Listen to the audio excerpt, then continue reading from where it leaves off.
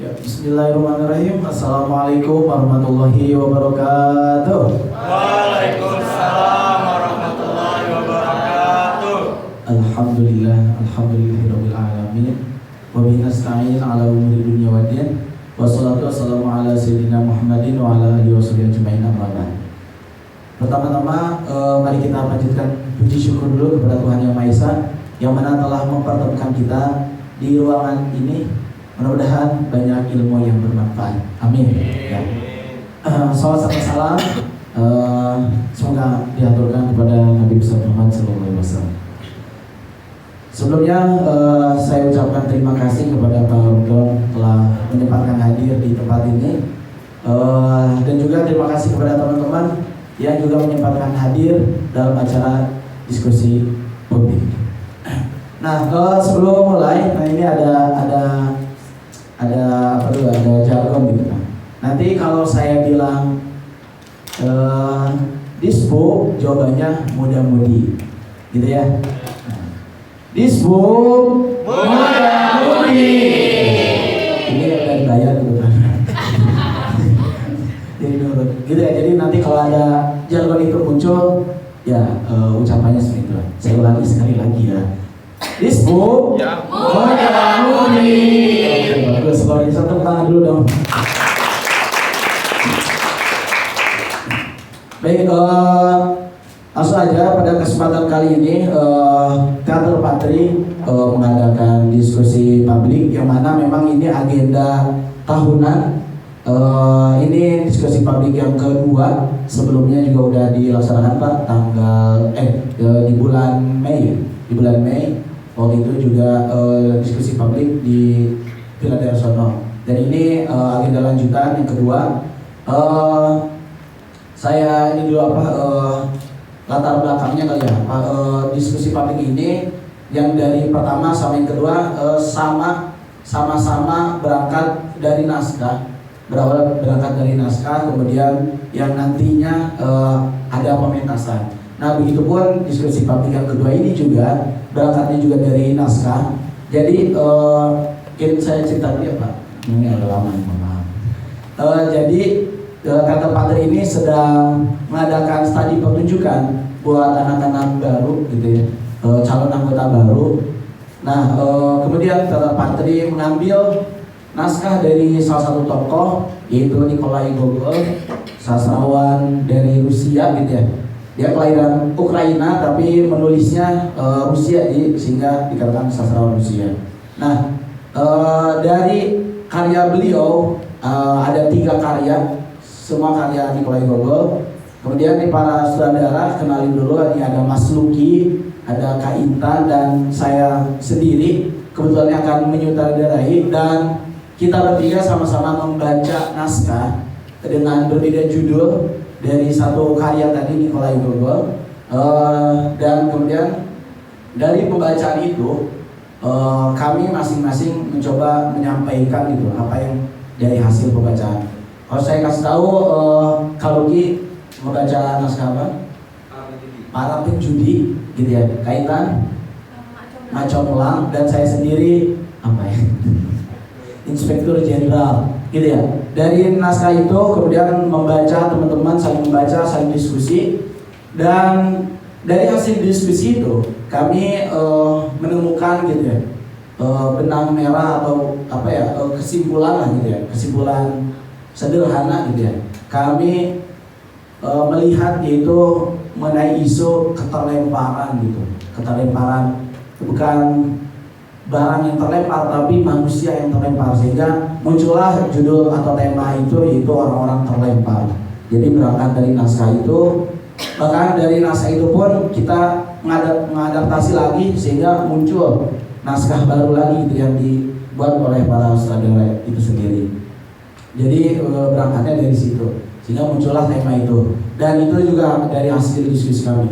Nah, sehingga diskusi ini diadakan guna untuk memperkaya tentunya pengetahuan, memperkaya pengetahuan saudara, memperkuat isu yang akan nanti dipentaskan gitu, dan juga memperkuat isu dari aktor itu sendiri, sehingga nanti naskahnya insya Allah akan bisa tersampaikan dengan baik. Begitu Pak. Nah, kita coba langsung ke obrolan dulu. Nah, dari keterlemparan itu, saya kan melihat justru mengambil juga dari keterlemparan secara filosofis, itu keterlemparan manusia ke alam dunia ini tanpa ada tujuan, tanpa ada request gitu ya, sehingga kita tuh terjadi terlempar begitu saja di orang tua yang bagaimana, kondisi ekonomi yang nggak tahu bagaimana, sehingga teori itulah muncul bahwa kita ini lahir ke dunia dalam kondisi terlempar. Nah, ini saya ingin lebih tahu gitu ya, dari Bapak sendiri Pak Alhamdulillah, bagaimana pandangan mengenai keterlemparan atau orang-orang terlempar gitu. Karena kami juga ingin lebih tahu mungkin dari sudut pandang berbagai macam sih Pak. Begitu. Baik, terima kasih. Assalamualaikum warahmatullahi wabarakatuh. Waalaikumsalam warahmatullahi wabarakatuh. Saya ucapkan terima kasih pada tim teater Pakri dan juga panitia pelaksana, serta juga untuk peserta teater Pakri baik yang lama maupun yang baru bergabung ya. Dan pada siang menjelang sore kali ini, walaupun di luar suasana hujan sepertinya ya, tapi dalam ruangan ini mudah-mudahan suasananya tetap sejuk ataupun mungkin tetap hangat, karena pembahasan yang akan kita ulas ini sebenarnya pembahasan yang sangat menarik ya, untuk bisa kita coba renungkan kembali ya. Kalau tadi Saudara Mas Baban itu menyampaikan bentuk pertanyaan seperti apa sih sebenarnya orang yang terlempar ya. Nah, ini adalah fenomena sosial yang mungkin akan selalu terjadi ya. Mungkin akan selalu terjadi di berbagai sudut dunia, di berbagai belahan dunia, bahwa sebagian manusia itu memang merasa terlahirkan itu tidak seperti yang dia inginkan kan? Nah, itu yang akhirnya menjadi pertanyaan besar buat manusia. Nah, sebelum saya mungkin membahas lebih detail ataupun mengupas satu persatu, ada baiknya mungkin saya kembalikan dulu secara definisi dari makna ya orang yang terlemparkan. Kalau dalam kajian filsafat ya, karena saya pernah ngajar filsafat ya di beberapa kelas itu, bahwa ada satu disiplin ilmu atau aspek disiplin yang tidak akan terpisahkan, bahwa segala sesuatu itu tidak akan lepas dari aspek ontologis, epistemologis, dan aksiologis ya. Jadi apa sih sebenarnya secara ontologis orang yang terlempar? Ontologis itu artinya hakikat ya, inti.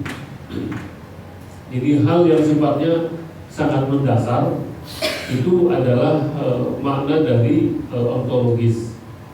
Dengan kata lain, bahwa segala sesuatu itu pasti memiliki akar ya, karakter asli atau definisi utamanya ya, atau ontologisnya itu hakikatnya itu apa? Baru kemudian kita membahas tentang epistemologi ya. Epistemologi itu kurang lebih ya pengetahuan ya, pengetahuan tentang persoalan tersebut. Baru kemudian aksiologis. Aksiologis itu adalah daya manfaatnya ya.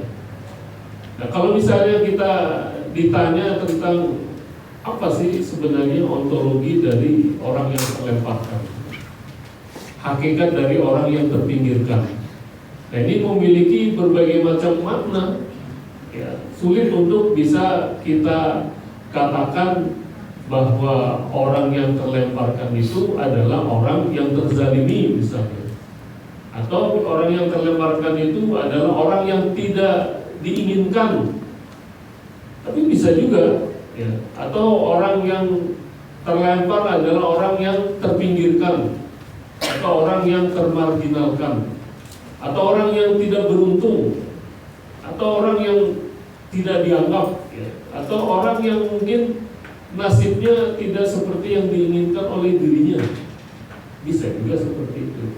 Sehingga secara ontologis itu bisa bermacam-macam ya, tergantung dari bagaimana kita menarik sudut pandangnya dari mana ya.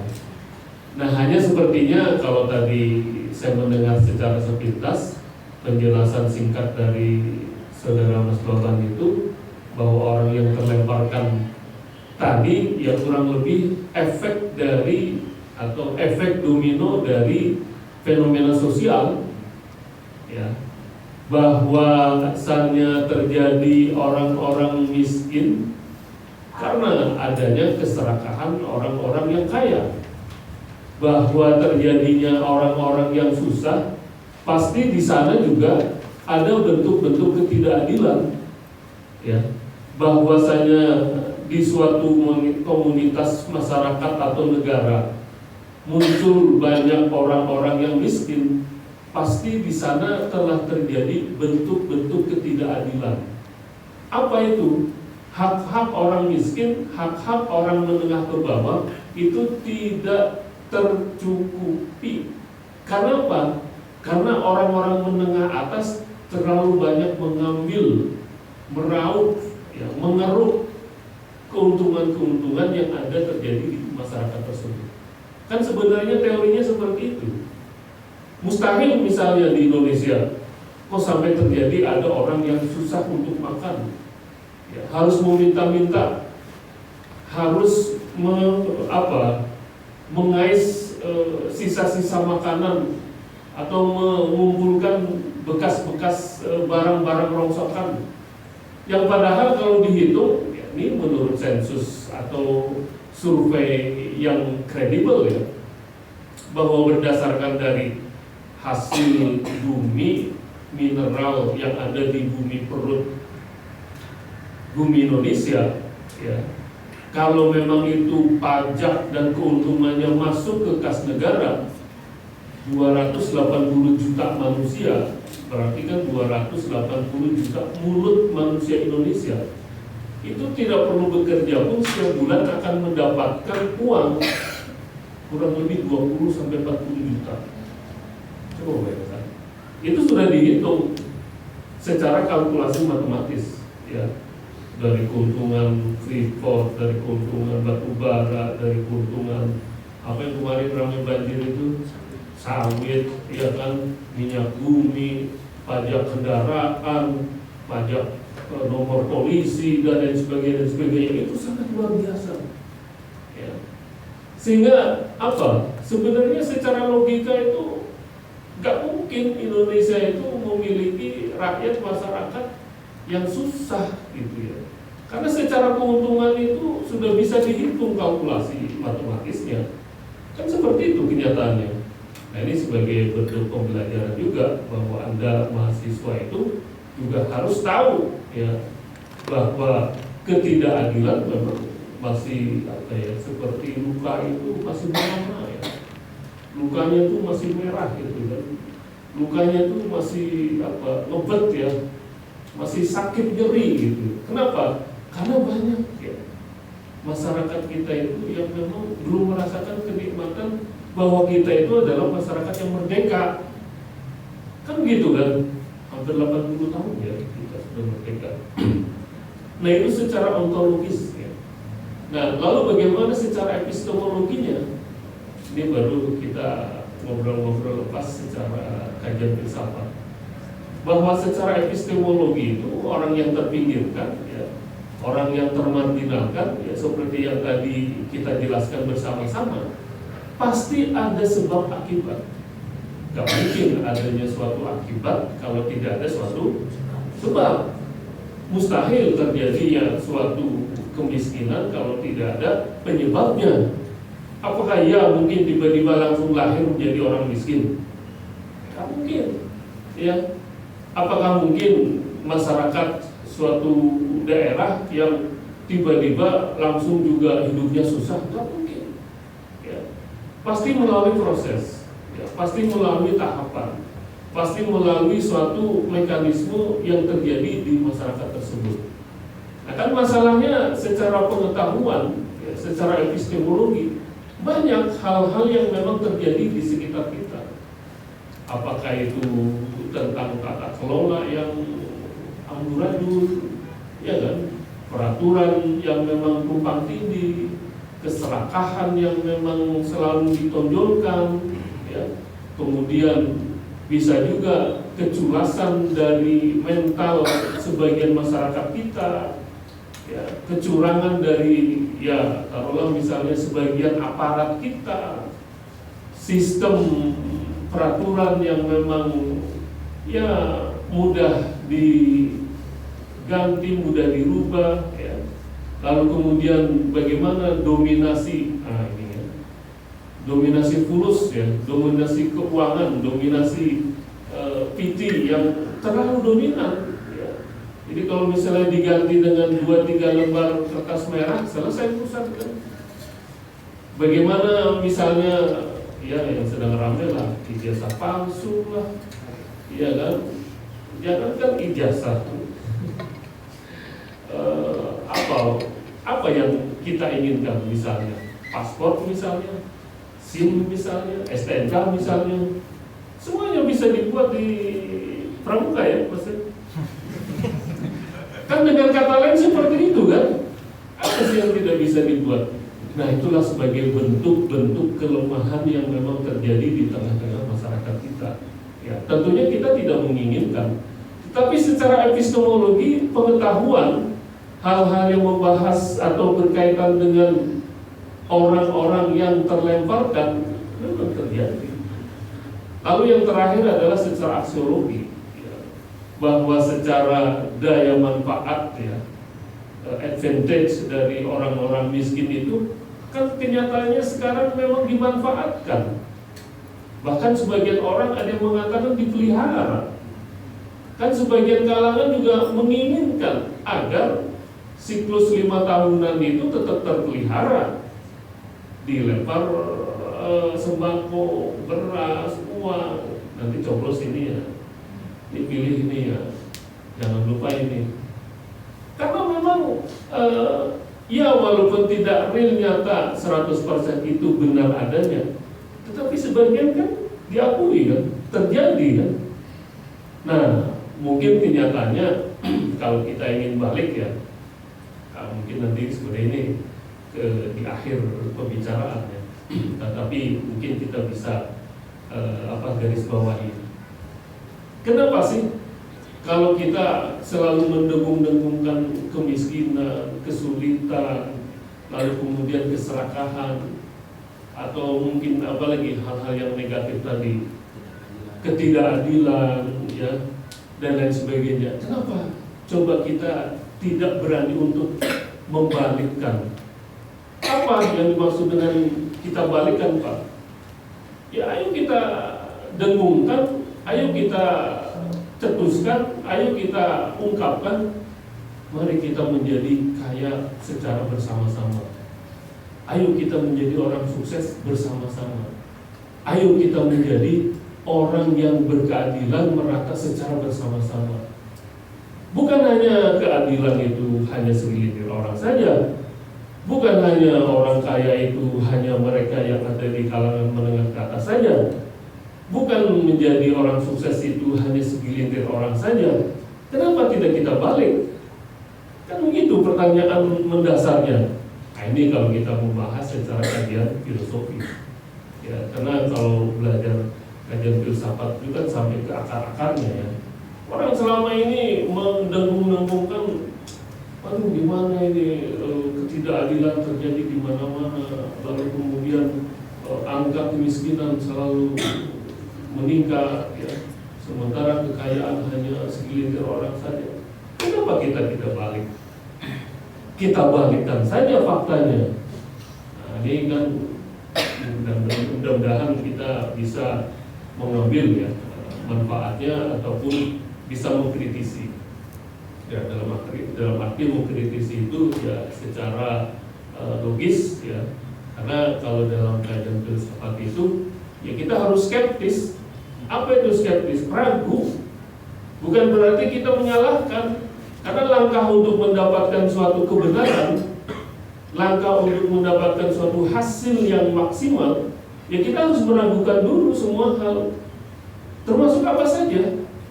Nah, karena berkat dari keraguan itulah kemudian kita bertanya. Dengan bertanya itulah kita akhirnya mengkritisi, mengkritik apa sih sebenarnya yang terjadi, lalu kemudian baru mengikuti langkah-langkah sikap positif berikutnya. Itulah tanda-tanda kalau ingin menjadi masyarakat yang maju, masyarakat yang modern. Memang selama ini yang terjadi adalah melalui tahapan-tahapan yang memang harus dilalui. Ya. Nah, tahapan-tahapan yang pertama diantaranya itu. Ya. Kalau dalam mental positif manusia modern, ya pertama harus ragu, skeptis. Ya. Kok orang seringkali atau kenapa kamu itu selalu ragu, selalu skeptis terhadap sesuatu? Ya memang kita semuanya harus bersikap seperti itu. Kalau misalnya mengiyakan, ya kan, setuju, tidak pernah protes, tidak pernah merasa ini keliru, ini salah, itu bahaya. Kan itu menjadi sikap yang membebek ya, membeo. Jadi kita hanya mengikuti saja kan. Kita nggak mau paham, kita nggak mau mengerti. Apakah itu benar? Apakah itu jangan-jangan kebohongan? Atau jangan-jangan itu hanya dibungkus luarannya saja, sementara di dalamnya itu berbeda. Nah itu yang mungkin harus kita kritisi bersama. Oleh karena itu, kalau kita membahas tentang manusia yang terlemparkan, ya banyak perspektif yang harus kita kritisi. Seperti apa manusia tersebut? Atau jangan-jangan kita sendiri yang merasa menjadi korban? Ya, dalam arti menjadi korban itu ada kan orang yang memiliki sensitivitas yang terlalu tinggi, ya. Ada kesenggol dikit, ya, atau mungkin kesinggung dikit, atau kena cobaan sedikit saja, seakan-akan dirinya, iya, paling tersakiti sedunia, gitu kan. Kan ada juga tipe-tipe karakter seperti itu kan. Jadi orang yang terlemparkan di sini memiliki multi makna yang sangat beragam. Ya, tergantung bagaimana kita memaknainya. Ya. Oleh karena itu sikap untuk menanggulanginya pun juga tentunya berbeda-beda. Ya. Ada mungkin dalam bentuk-bentuk kajian-kajian filsafat misalnya, atau mungkin dalam bentuk kajian-kajian religiusitas misalnya, atau mungkin dalam bentuk-bentuk kajian budaya. Ya. Karena dalam kajian-kajian itu banyak tersimpan, ya. Banyak termuat berbagai macam nilai-nilai yang bisa kita manfaatkan. Ya. Banyak nilai-nilai yang bisa kita unggah menjadi solusi alternatif. Ya. Karena solusi itu bisa saja datang dari mana saja. Ya. Orang memperhatikan fenomena alam, orang bisa mendengarkan podcast orang bisa mendapatkan jawaban dari buku, orang bisa mendapatkan masukan dari hasil obrolan dialog, ya, orang mendapatkan apa istilahnya ilham ya, atau petunjuk atau hasil intuisi dirinya ya, dan lain sebagainya. Nah, saya rasa mungkin itu sebagai prolog, mungkin ada baiknya kalau misalnya ada dialog atau bentuk pertanyaan yang lainnya. Ya, saya rasa untuk sementara dari saya itu dulu, Mas Muhammad. Oke, terima kasih. Tepuk tangan dulu dong, Pak.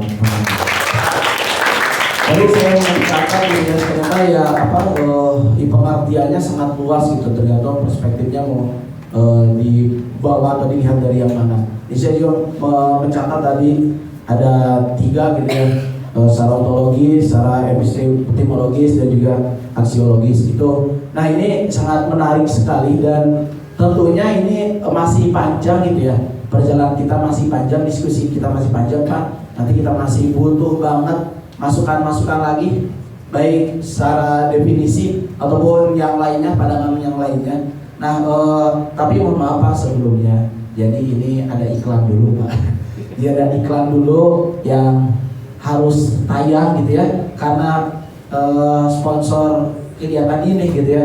Jadi nanti kita akan lanjut lagi setelah iklan berikut ini gitu ya. Jadi tetap teman-teman jangan kemana-mana, tetap stay by di sini aja ya. Tetap di Dispo.